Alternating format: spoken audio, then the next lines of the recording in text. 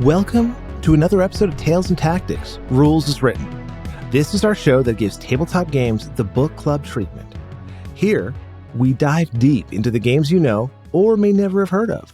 And I'm your host, Troy. Joining me is my co-host, as always, Max, and with us behind the scenes, our producer, Jay. Today's episode is one we have been waiting for. This is the long-awaited, highly anticipated second edition of Chain of Command. Yeah, and we've actually, when we say waiting, we don't mean waiting to do this. We've been waiting for the game to come out. We go way back, having played Chain of Command 1 extensively. So this second edition, Chain of Command 2, is very much striking a chord. It's something we've been anticipating. I would say that Chain of Command 1 is probably my most played miniatures war game in my life. So Chain 2 is, to me, it's a huge opportunity to reflect and get in on something here, you know? And with yourself, I imagine Chain would be a huge part of your miniature gaming because that's kind of what got you to get an army. Yeah, to not just play other people's games, that actually make me commit. And it was funny, too, because I've always been kind of around the edge of wargaming up till that point, and you showed me that you could play it in 15 mil, which is a scale I didn't realize. And it didn't quite click in my head, but when we played it, I was like, oh, wow, this feels really cool. That's something to point out. Chain of Command 2 and the original Chain of Command were commonly depicted as a 28 millimeter scale, man-to-man, platoon-level World War II game. Importantly, the ground scale of that game is like an exact match for 15 millimeter models, which are, of course, a scale smaller than the 28 millimeter, sort of your classic, dare I say, the Warhammer size of models. More typical, for sure. Exactly. So what happened is being able to experiment with Chain of Command in 15 mil totally opened the door to us because we were able to get armies on the cheap. We were able to proxy our way through terrain for a time and get the game Chain of Command to table and enjoy the actual experience of playing. And then over the literal, 13 years we've been playing Chain of Command, you know, myself and my primary opponent, Darren, have really built up a collection of terrain to depict Normandy. So we can do countryside, rural, and village pretty convincingly now. It's taken a long time to get there, considering we used to use two pencils laid on their side together to represent a high wall. And it's even though there's just two pencils side by side, that's a tall wall. We've done that. But now we're at the point where we can actually have 15 millimeter MDF or resin walls that look awesome. I mean, that's the thing about being a miniature wargamer, is that it's something measured in time. It takes a lot of time to get to that photo finish, we'll call it. But when you do reach it, it's phenomenal. And there are few games that I've played that inspire you to run that distance quite like Chain of Command. I've done 3 platoons for Chain. I just finished doing a new Grenadier/Panzer Grenadier platoon specifically for Chain of Command 2, as my opponent Darren is doing his first British platoon. So we thought we'd get some good opposition there, some very Caen style, part of Normandy right around the city. So we thought we'd depict that a little bit. So I've just finished that platoon. Darren is very close to finishing his Brits on his side, but we plan to be able to get into it, do extensive games. We're looking forward to campaign opportunities. And excitingly, we still have our Chain 1 forces. I still have my Canadians from Chain 1. I still have my old Germans. And we still have all of those Americans that Darren lovingly painted. So we have quite the inventory. And we've used pretty much all of that so far in our Chain of Command 2 testing. And I've got about 8 to 9 games under my belt so far. So to give you a little bit of a background, it was, I believe, 2012 that Chain of Command initially came out, 2012 or 2013. And when that title came out, it did take the World War II community a bit by storm, as it was a man-to-man, or hasn't gone anywhere, but it is a man-to-man platoon-level World War II game. So you are encouraged to be using individually based models.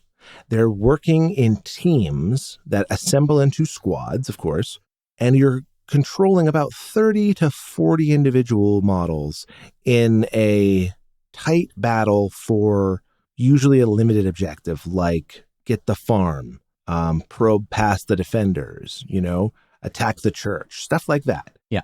And it presents one of the most engrossing, at times cinematic, at other times harrowing experiences of a World War II miniatures game that I've personally had. I don't know if I would call it real, because a game can only be limited to what it is, but it feels authentic to the experience as opposed to a game that plays a bit more like a sport. Some miniature war games effectively boil down to like rugby or football, right? Where you're trying to like advance the line and get the touchdown or get the try. And that's a part of a lot of miniature war games. But I would say that in Chain of Command 2, even though there are objectives and there are even countdowns that can apply like an overtime sense, there's always this unpredictability that really underscores it. The term from military theory is friction, and that is a huge element to all of Chain of Command. So just to give you a quick hit on what I'm talking about, I just played a game with Darren. I had launched such a smooth attack with my Grenadiers. Like we were going in perfect. I was 2 squads up. I had myself covered from an oblique angle with a 3rd squad. I had deployed my recce element to like get it suppressive fire down. Like we were working it. And then it just fell apart. It wasn't really a specific decision point that I made. It was afterwards when I had fallen apart from this fall apart that I didn't make the right decisions and sealed the deal of my defeat. But it was kind of just like I got hit. And sometimes that can happen. But in that is the dynamism and the oftentimes inspirationally exciting moments that you really can only get in a game of Chain relative to other miniature games that I've played as well that are either World War II or even totally different themes. Still, this is the one that seems to have the juice when it comes to those moments of surprise, those moments of tension, and, at times maybe a little bit frustration, but also for a good cause, for something that feels like, yes, this is making sense because it's not a sport, it's warfare, and that's not particularly a fair endeavor in its right, in its own right. Mm-hmm. So you kind of got to strap your helmet on and get into it. And this second edition manages to take a lot of the commentary on the first edition and roll it in to a very intelligent read on how to factor that feedback while still making Chain what it is and enhancing it. But at no point is Chain 2 a knee-jerk reaction to a community voice. It's very much a well-considered, long-thought response to the developer playing the game for a decade, right? Like he ran conventions, played it on YouTube, made tons of supplements, pint-sized campaigns, the little, 6 to 9 game campaigns that you can get from the Two Fat Lardies website, right? So there's lots of stuff they made for this, and taking all that in and then producing the new edition. This is how a new edition gets done. It's not a 3-year cycle where we like change the name of stats. It's like, no. Yeah. Or just tweak, like basically just put basic errata into the game. Exactly. This is a real new edition with actual considered changes. The biggest changes will surprise you because they're not what seemingly were on the outside of the tin when it was coming out, and there was the initial marketing coverage from some YouTube and some discussion by Richard Clark, the author himself. I think the biggest changes come out through play, which is, to me, a sign of how good this is. But before we get into that, I did want to talk about the material itself, the physical book. And if you could give me a little more insight into that, that'd be awesome, Max. I have obviously other layouts that I can compare it to, but I also have the original book to compare it to. And while it's funny because it's along the same lines as the difference between the games, it's similar in a lot of ways, but it's more refined. There's been more attention put to making sections broken out and clearer throughout. A lot more visuals, obviously excellent miniature photography. Yes. They have included a fun character called Captain Jarse MC, who is kind of like a tooltips character that'll pop up to emphasize certain rules or give particular point of view of what might be important or not. And it's just fun to have that nice visual thrown in there. It's a very British thing to do, but it's a good thing.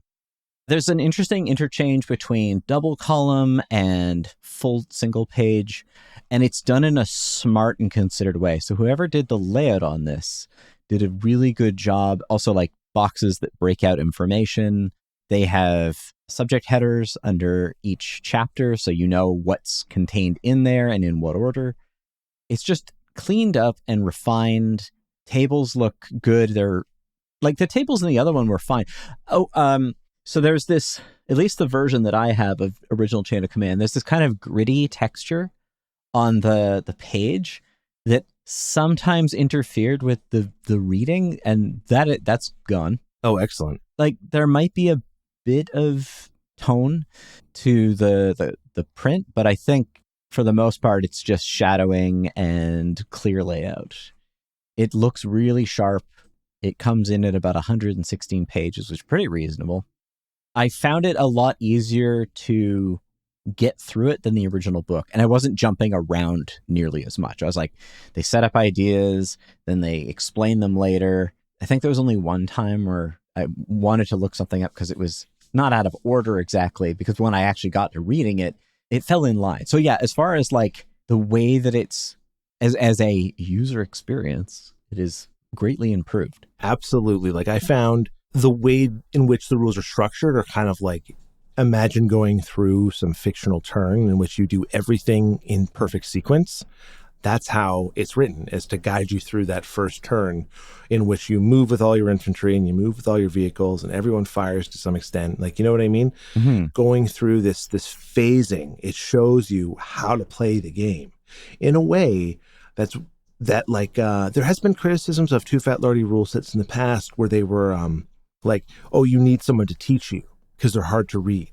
And some of that has really been addressed over the years, in some examples better than others. But I think this is probably the best writing, instructional writing in a Lardy's manual that we have seen yet.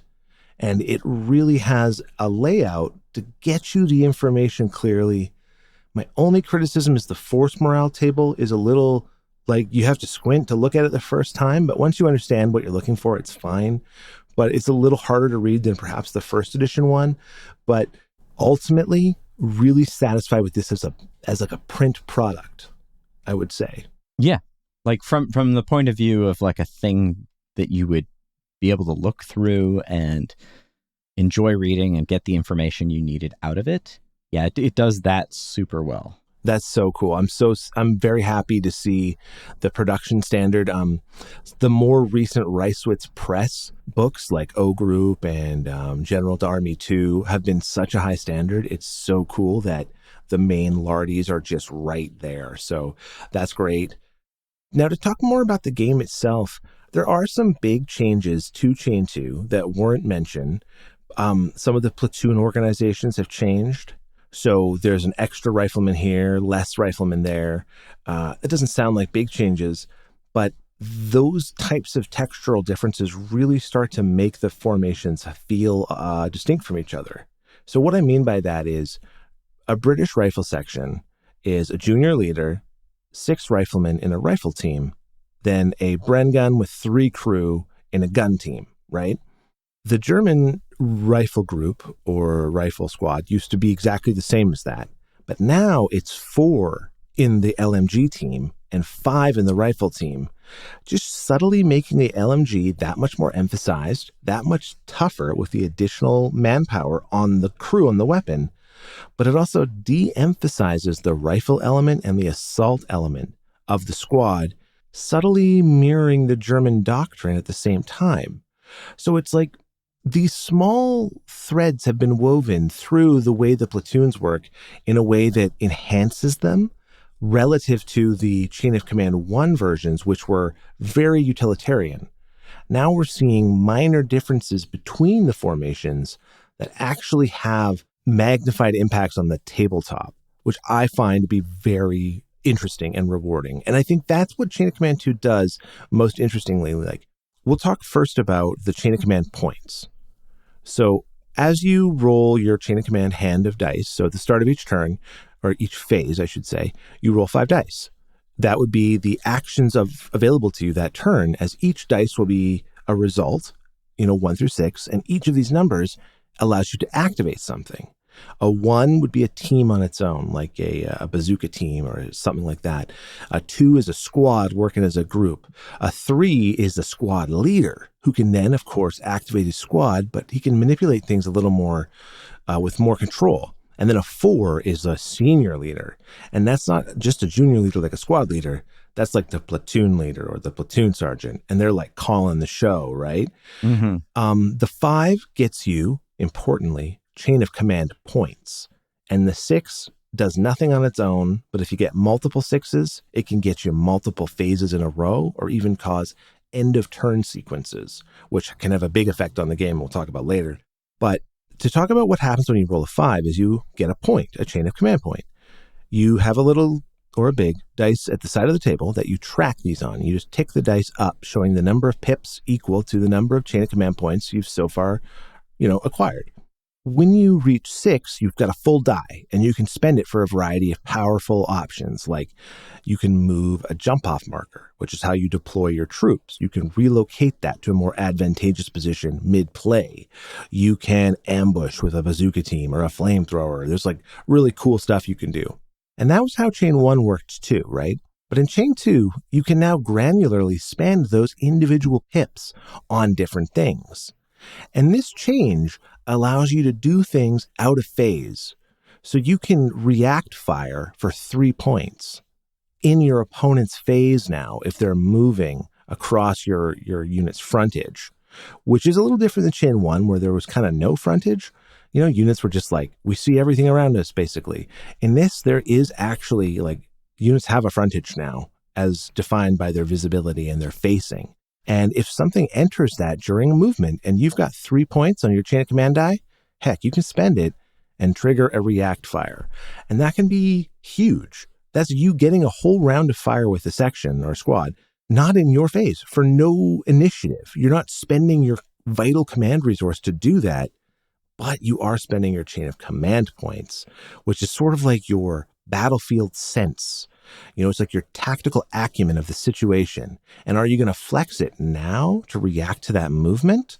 Or perhaps you hold it back, as you can also spend 3 points to hit the dirt. And that allows you to gain tactical status for better cover. Yeah. So the way that I saw the change in the rules with the chain points was that there was something suggested in the original game where you had to build up to a full sort of grand opportunity. Yes. But I see the smaller spending as being more in emphasis of both opportunity, which happens in the battlefield, and also unit autonomy. Yes, totally. It allows units to operate more independently, because there's always these situations in playing Chain 1 where it's like, oh yeah, well, I've got this support team, whatever it is, and I really want them to go into Overwatch, but they don't have a leader to make them do that. Well, now you have the flexibility to cause them to react fire if you want,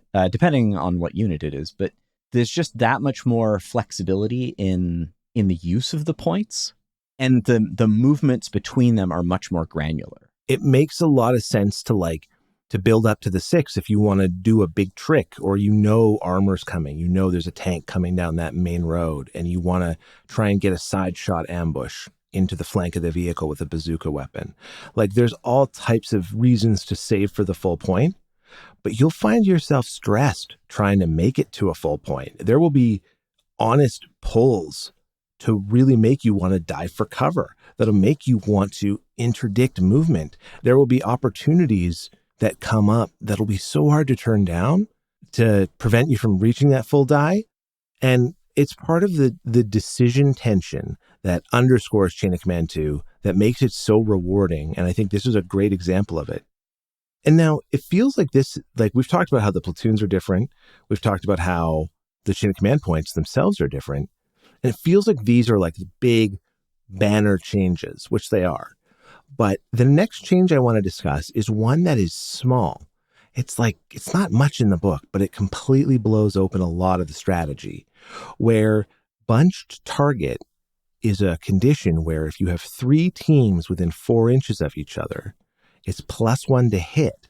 This is something that encourages you to disperse more effectively than you may otherwise, because if you concentrate your forces, so you take a squad of 2 teams, typically their composition, and you put a machine gun team, like a medium machine gun on a tripod next to them, you've now created a bunch target. You also have an awesome fire base, right? You can throw lead all over the place.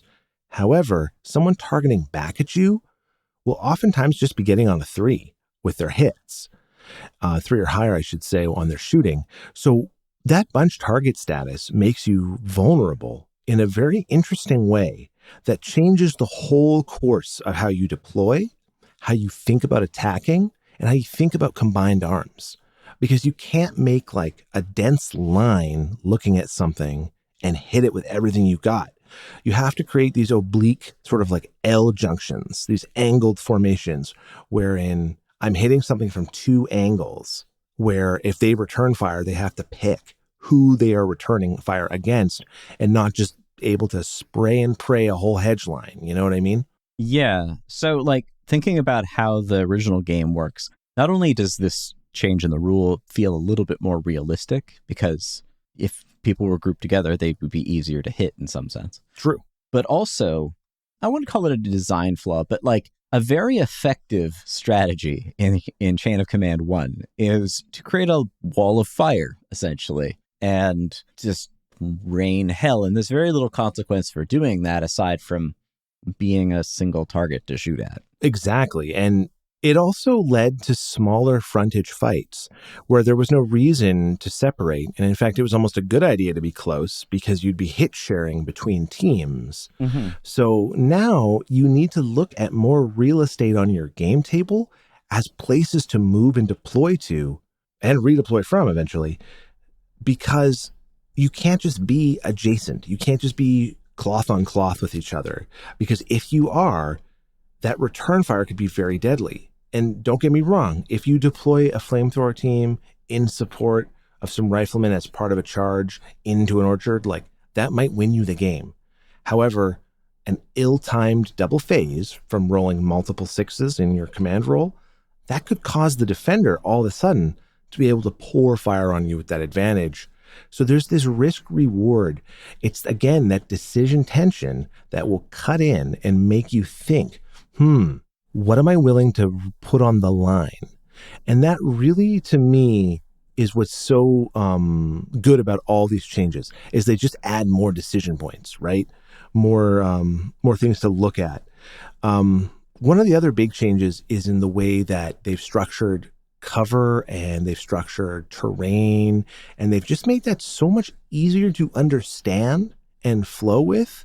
And no longer is there a firing position, which is like this sort of ephemeral term that appears once in the Chain of Command rulebook for the first game and never again. And you're kind of like, what is that? Do we need to have, does this need to be defined? And it's that type of looseness in the language is largely gone.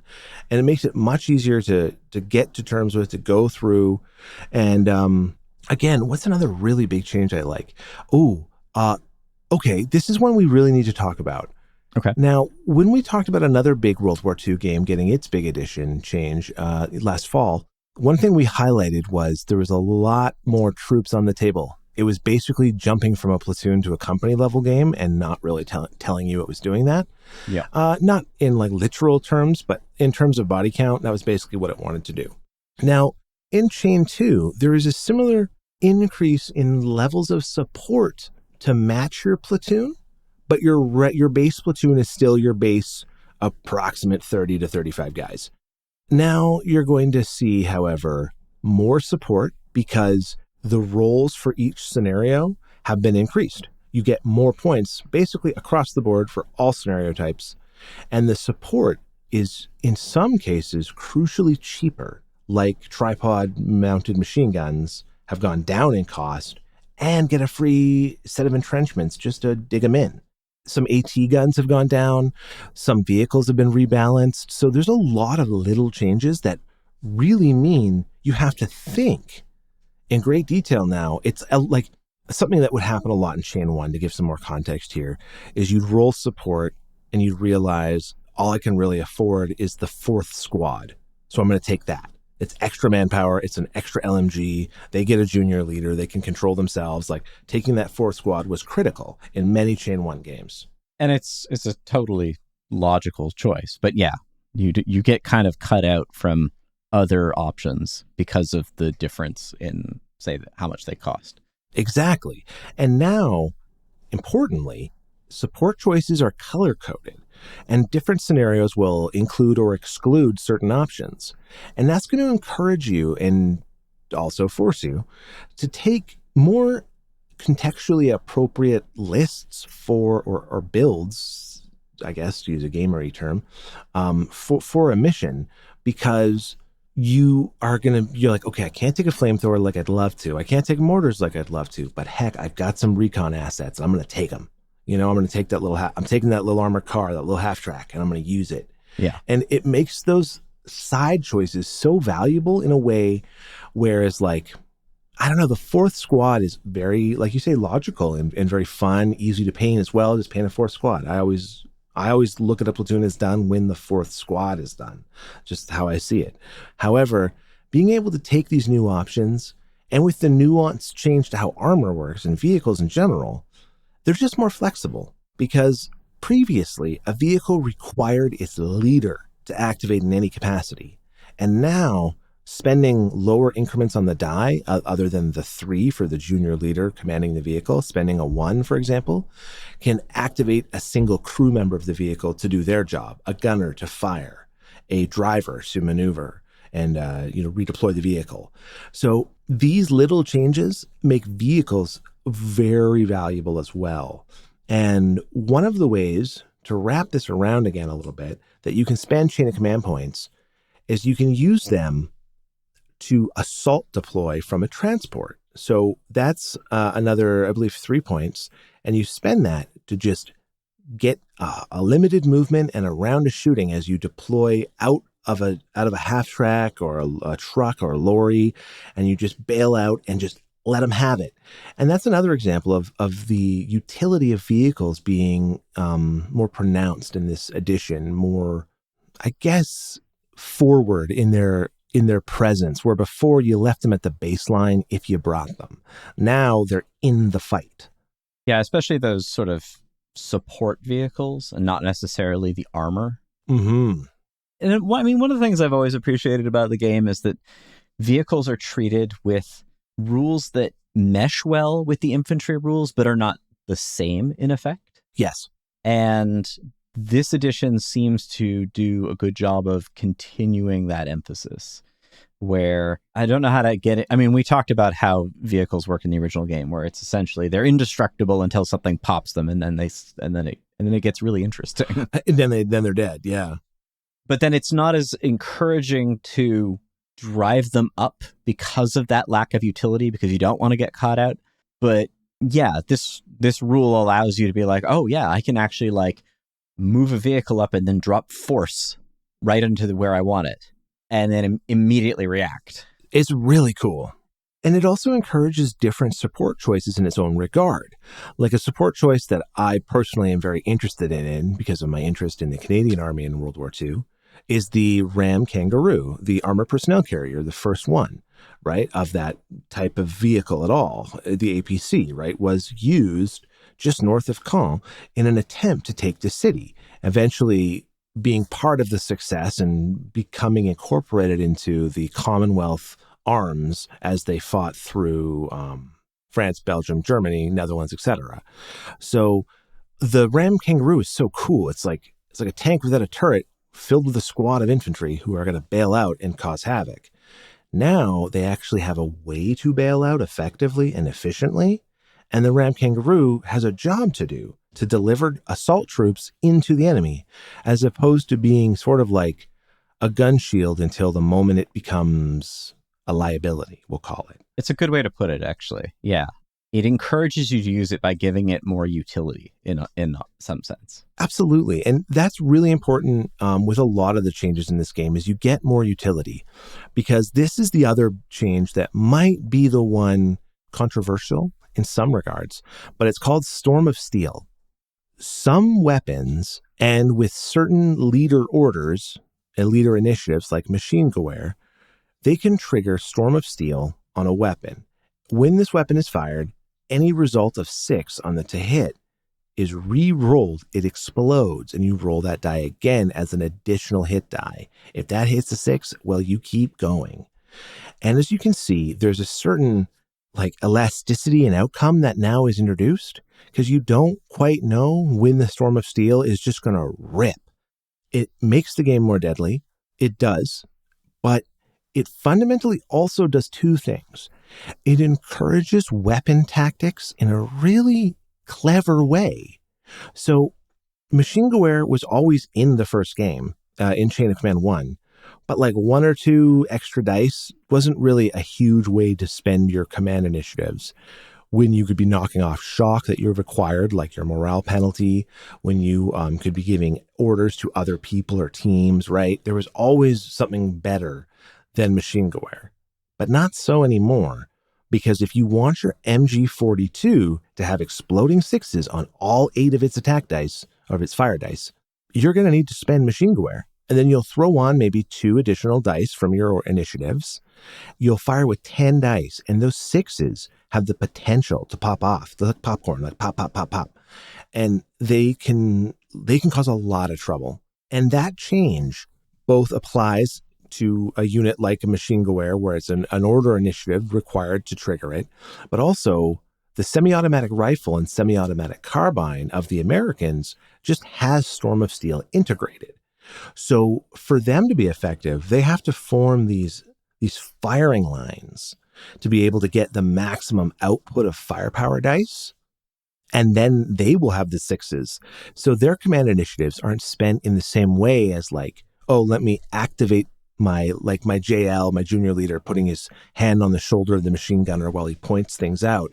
It's more like the guy running up and down the gun line, the firing line, keeping his men in position. It's spaced so they can all let it have on the farmhouse, so to speak, with their garrons. It's so interesting how Storm of Steel has encouraged tactics and use of period equipment in a really satisfying way, but it does this through a higher amount of variability and a more lethal shooting system altogether. For example, HE weapons all have Storm of Steel, tank shells, just that's in there now. Same thing with if you're firing an anti-tank gun or an infantry gun, those are just going to have Storm of Steel now. So it's dangerous, it's deadly. And there have been some times where in my 9 games where I've seen Storm of Steel just rake a section, right? Do a lot of damage. It's rare, of course, but it's there and it's very interesting. It's something that you must think about in terms of your own, like we talked about, stock of chain of command points. Am I going to spend this to hit the dirt now, knowing that they can Machine Gewehre me with an MG42 and put out a significant amount of harm? Is this the time that I stop my movement, take the tactical, take what cover I can? And that's something else that's really important that me and Darren, we just sort of noticed. We've been playing Chain of Command for over 10 years, and we just kind of noticed this. So when you shoot at someone in light cover, when you roll to hit, it's the same. You just got to score 4 or higher on a shooting attack. Very standard, very fortunately easy to remember. When someone's in light cover, they take morale damage between 4 and 5 on a dice roll. And on a 6, it's a fatality. It's a KIA, or it's a significant wound, or someone out of action, right? Something like that. Yeah. 1 to 3 is just it pops by your ear. You hear the snap crack, but it's not you this time. Heavy cover is similar in all regards, except for the morale penalty. Shock is only acquired on a 5 instead of a 4-5. But the fatality, the KIA result, is still a 6. So even getting light cover, even hitting the dirt on your stomach and just hugging Mother Earth, even that is enough to significantly improve the odds of not getting hit, because no cover is a 5-6 KIA result on the dice roll. It's very kind of interesting that it's oh, wait a second. You can get fixated on the need for putting stone between you and the enemy, which makes a lot of sense, right? Like, it makes a lot of sense to want to preserve yourself in such a way. But it's like you can crawl towards them too, and it might stress you out, but you're just as likely to get hit if you're in the midst of a firefight. And that's in use of like a tactical maneuver, right? Like, yes, going tactical being a way that a leader can have a team move.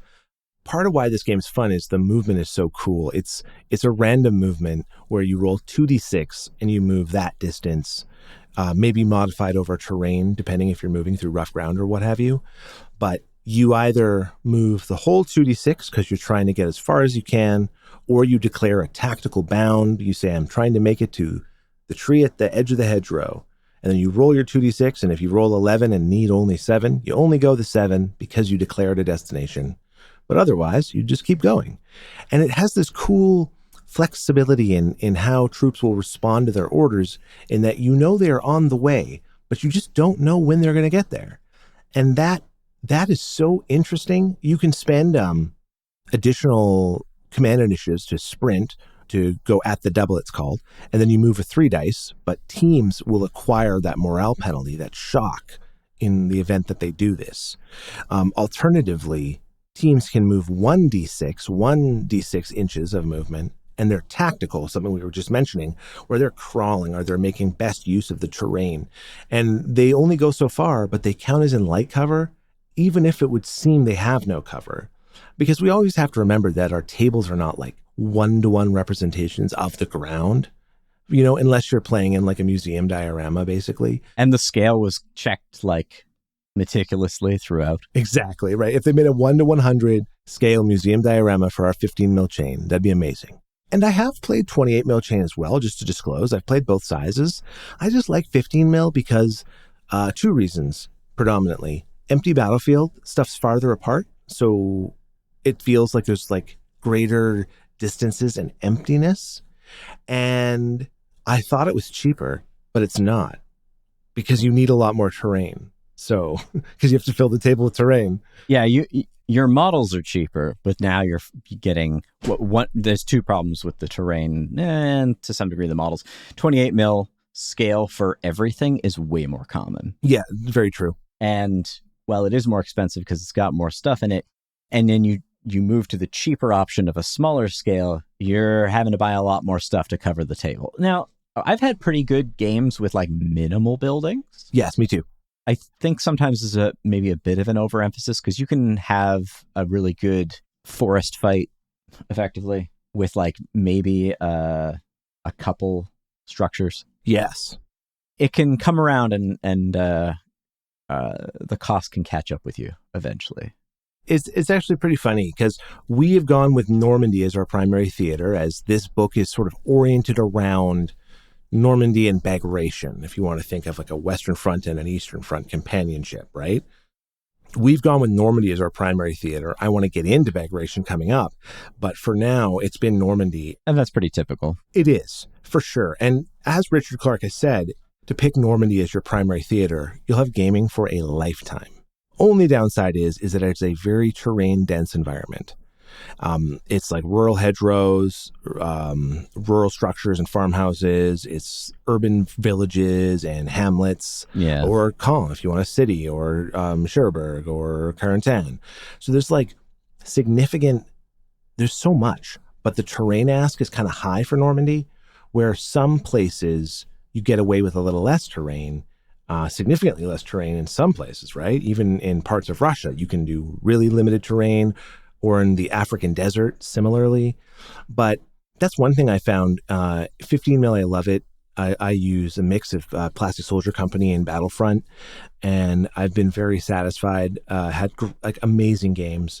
My 28 mil games have been really fun. Typically just played with way less support, because you just get less on a 6x4 table convincingly at 28 mil, right? Yeah. But at 15 mil, you can fit like 3 tanks on a table, and they still are.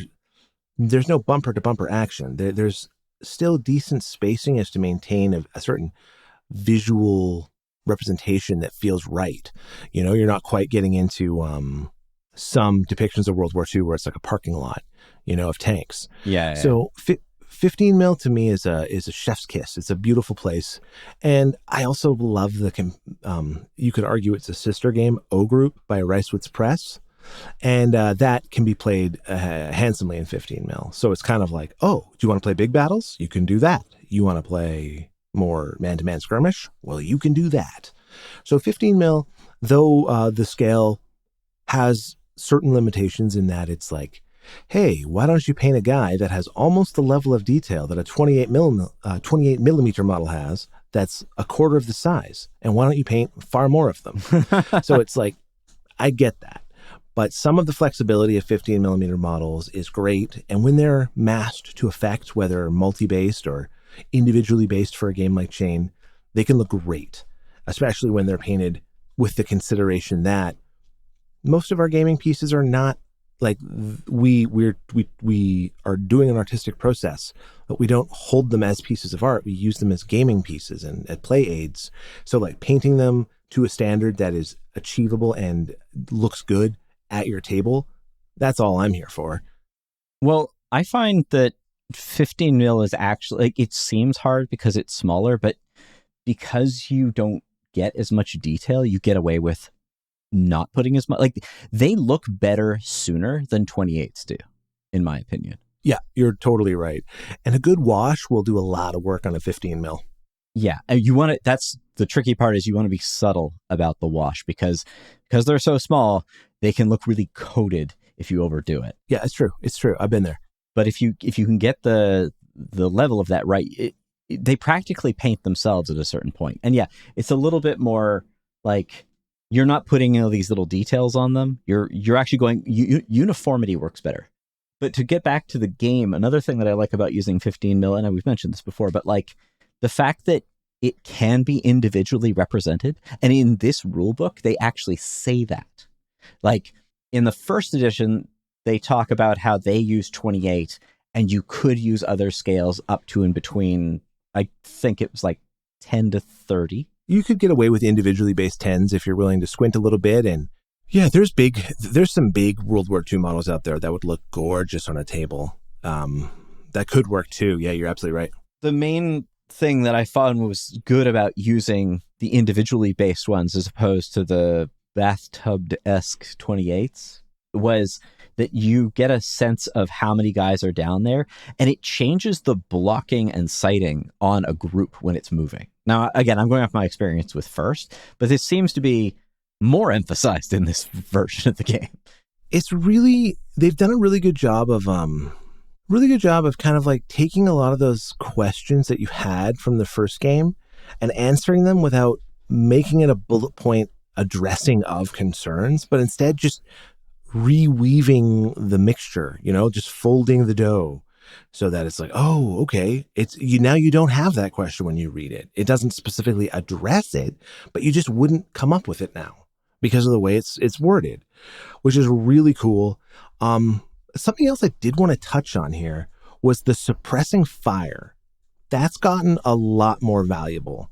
Well, that's a good example of a rule that was mentioned in the original one, but it's not that it wasn't clear. It's just that it felt kind of tacked on. It felt like a late addition somehow.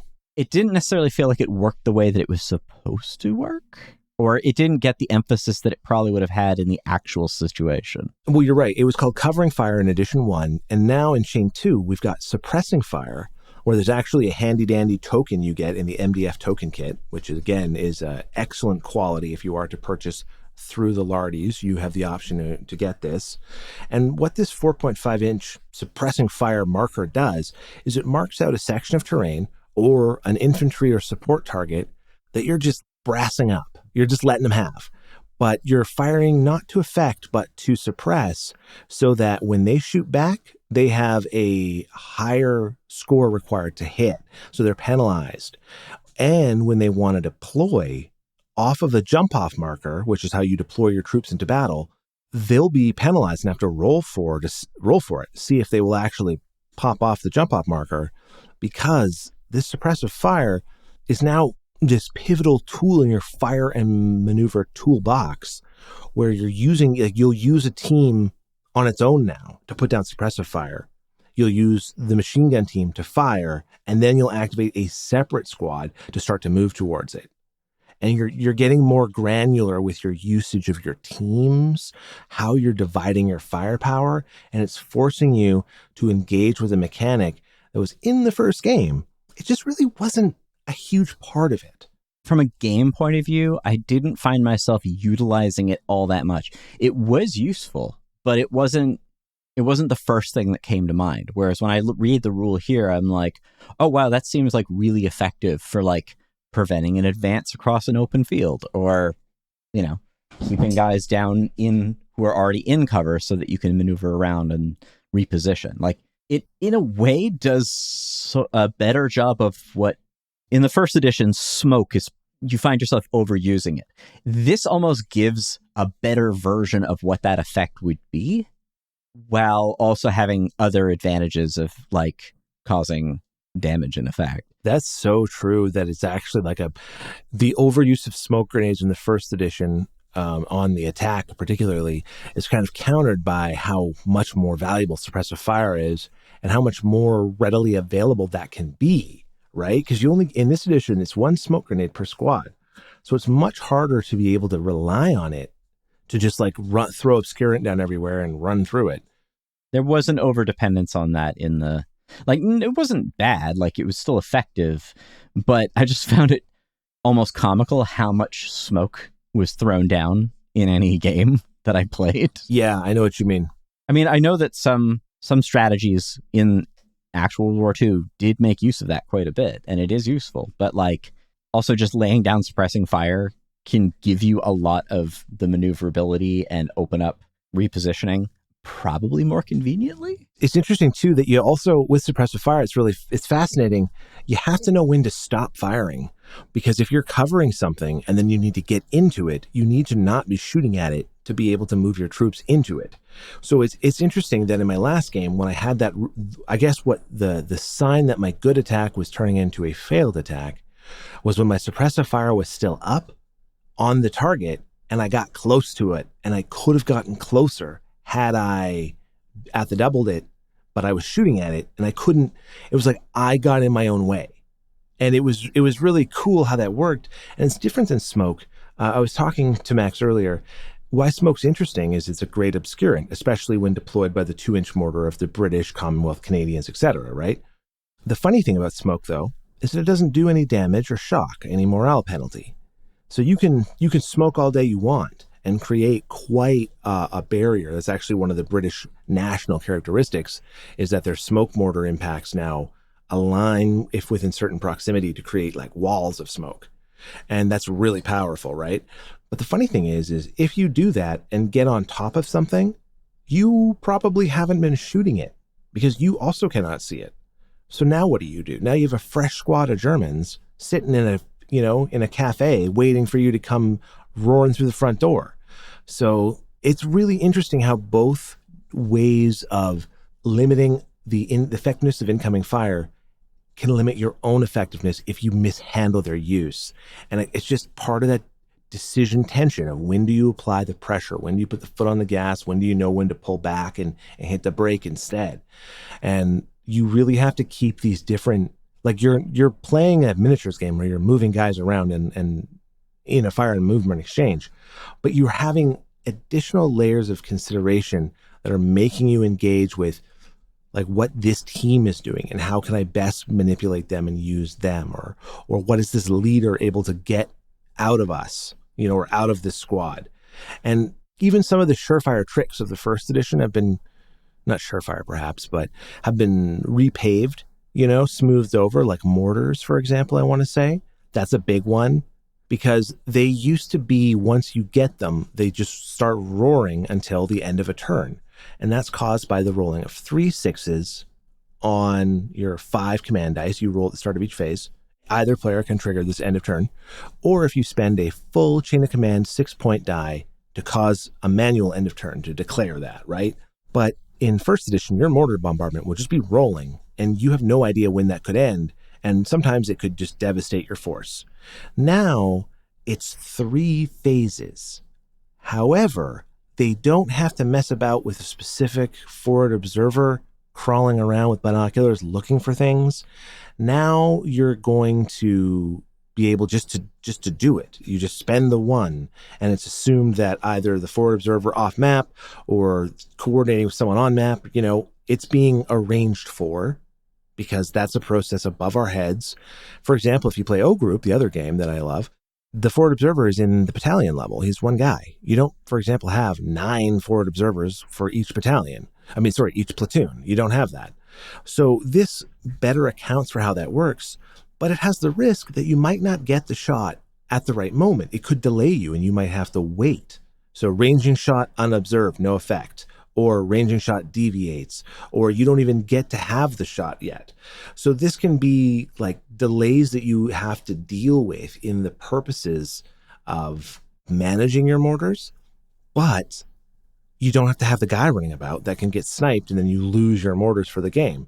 It's just something you can now trigger, but you only get it for 3 phases unless you spend some of your valuable support points to extend that to an optional 4th phase. But when those mortars catch you, oh man, they can do some devastating work. They are powerful. Each team, not each squad, but each component of a squad, each team is going to roll for them. And they can really sting. But if you're smart, you will not be giving them the bunch target under a mortar, You have to be dispersed, because if they get the chance to catch you a bunch target with a mortar bombardment, it can be so hard to recover, because all those hits are getting a +1 to hit. All they're shooting, all the impacts from those mortars. And it can get you. Again, if you have a really good reason to be a bunch target in that instance, well, excellent tactical play. But if you do not have a good reason, well, you're going to get schlacked or plecked or smoked, or one of the terms we use at our table. Schmucked. Yeah, another great one. So it's really interesting in how that's changed. There's also SOS fire, which is something that's like mortars. It is mortars, basically. But you can have pre-registered points like jump-off markers, objective markers, or entrenchments or bunkers. And it's a leader can use 2 orders if they can see the point in question, and it will allow them to call down a limited bombardment that's very spicy. So it's a great way to, say you're going to lose something and we're going to lose our trench. Let's pull off it, let the Yanks jump in it and give them a surprise. It's really good for some nasty defensive work. But also if you're smart, you can have SOS fire on an objective marker that you're advancing towards and use a way to attack it. So there's ways to engage with a lot of the high explosive off map stuff in a much more satisfying process than just like get my forward observer out, get eyes on something, hope the turn doesn't end, drop bombs. It's much more interesting now. Vehicle fire is still a separate process to infantry fire, and firing against armor is still its own distinct process, which is important because it doesn't reduce vehicles to like HP monsters. They have like distinct states. They have armor values. They go through conditions of damage that can be specific. And you can also do morale damage to vehicles to force a bailout. I mean, that's always been a good thing, which, yeah, I don't like when vehicles are just a big rolling blob of hit points with big guns on it. Yeah, exactly. And maybe the ability to like carry other troops or have like some things that make them different. But like a vehicle can still have parts of it function if, like, say, the tread breaks or one of my favorite situations that's happened in the original game is that like the driver gets killed. And so you have to use a command point within to swap guys around in order to get the vehicle moving again. Absolutely. Like that is some granular, interesting stuff. Yeah. And it's no good because obviously the commander isn't focusing on that job. They're doing whatever the guy that got wiped is doing. But now the vehicle's functioning again. Well, and now with the vehicles having the individually crewed positions, vehicles, man, they're much more interesting. Something I did want to touch on is something that is a controversial element of the first rule set that I still have trouble with, even in second edition. And it's maybe something that I'm doing wrong. It has to be, but we're going to talk about close combat. Now, in Edition 1, close combat was a really good way to destroy two units, yours and theirs, in a spectacular battle. If you had them at the verge of breaking, you could commit to a close combat and clean up and devastate a unit. But you had to have them so prepared that they really couldn't strike you back because it was just such a lethal exchange.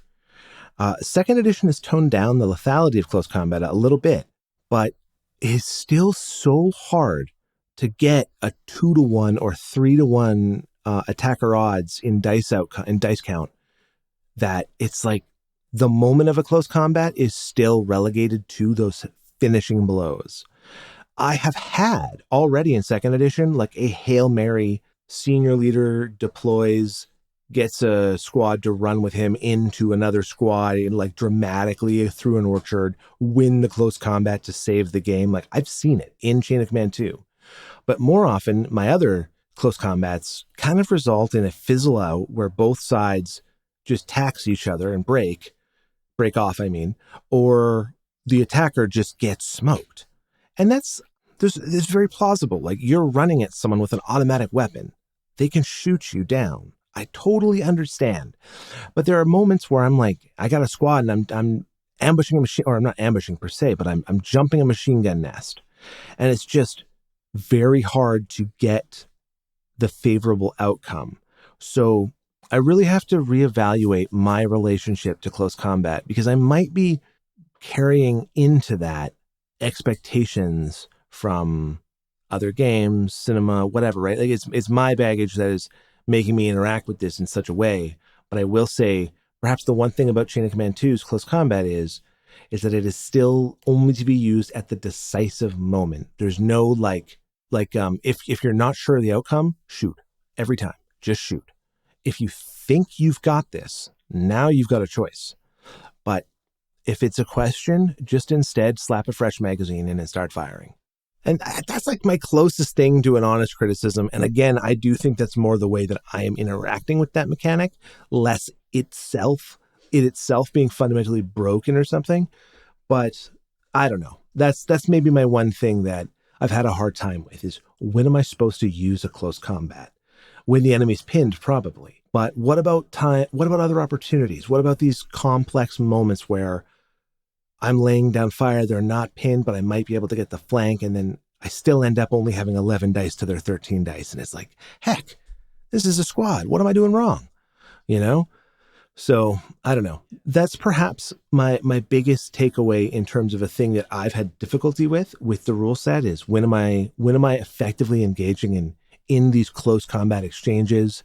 There are national characteristics that can make a huge difference in a close combat, like the Handgranaten that the Germans have access to, where they can throw additional hand grenades as part of an attack. Like getting that off can be clutch. Not if you roll a 1 every time, but it can be clutch. And so there's stuff to think about there. But to kind of take a step back here, my overall impression of Chain of Command 2 is a seasoned developer took 10 years to think about not only what the community wanted changed, but what they wanted changed. And they made those decisions. And that is what's made Chain of Command 2 such a successful new edition in my eyes.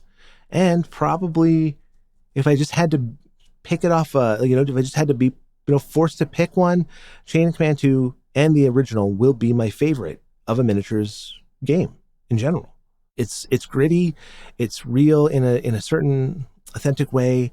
It's challenging. It can be really rewarding. It has this honest encouragement to engage with the history of the material, to learn about it and not just play it like toy soldiers, but get something out of it. And I value all of that in the hobby. And for me, that's why Chain of Command 2 is just such a successful iteration. And really, if you're looking to have man-to-man, like individually based for the most part, combat, this is the way to go. There's lots of games out there, and there are a lot of reasons to pick different ones. Absolutely. But for what I want, this is delivering like nothing else does. Yeah, man, I really look forward to trying it out. Obviously, I might have to go and plan a trip to meet some friends to do that because I have my own That or I build my Germans up. Yeah, exactly. But no, it's really got me more interested in getting back into the game and playing it, because there is much more meaningful choice in this edition, or at least it would seem.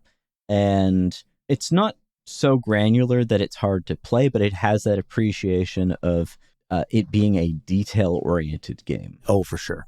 Which I think it benefits from. I think that that's one of the things that makes Chain of Command as a war game stand out. It has this authenticity to the idea that you don't have full control of what's going on, and that's okay. That's what makes it interesting. But it still doesn't feel like the game is playing itself. And I think that's what this edition does a better job of, is giving the players more control over what they're doing so that they can make better use to counteract the possibility of those random things happening. Yeah, because sometimes you will get caught. And if you can then hit the dirt while you're caught out, that's a huge change in just play experience, but also in player mindset. You don't feel like the randomness is out to get you when you still have things you can draw. You know, I still have a quick draw. I mean, there'll be times where you don't have that and it can sting. But I've had opportunities to mitigate the pain through decisions I'm enabled to do in this rule set that just weren't there in the first edition. There's so much we could say about this, but I think that that's sort of our overview of the game itself. Absolutely. Yeah, like obviously you had more to say about this because you've been digging into it, but I think that it's a huge improvement from what I've seen. And I think that I'd have to recommend it, even having not played it. And with my playing, it gets my hearty recommendation. I look forward to At the Sharp End 2 for campaign play. I look forward to future pint-sized campaigns. And if you're a World War II gamer, we're eating good right now. So yeah, hop on. Yeah. And what are we getting into next week? So we're going to do a Beyond the Book of a surprise topic. So please tune in next time. It'll be one of our, I was going to say off-the-cuff discussions, but it's more of our topic-based discussions. So we'll have something to follow up Chain of Command with specifically, and we'll present that in a week's time. Yeah, and I mean, that is the feel of our Beyond the Books anyway. So, and I hope people enjoy those. Yeah, me too. I enjoy doing them, so I really hope people are getting something out of them, because they kind of have like a design discussion to them too, and yeah, we touch on different things. Absolutely. All right. Well, until next time, happy gaming. Happy gaming. We hope you enjoyed delving into today's episode. A big thanks to all of you out there for joining us. If you want to continue the conversation, you can find us on Instagram and YouTube at Tales and Tactics Podcast, or on all popular podcast platforms. Join us again on the next exciting episode of Tales and Tactics.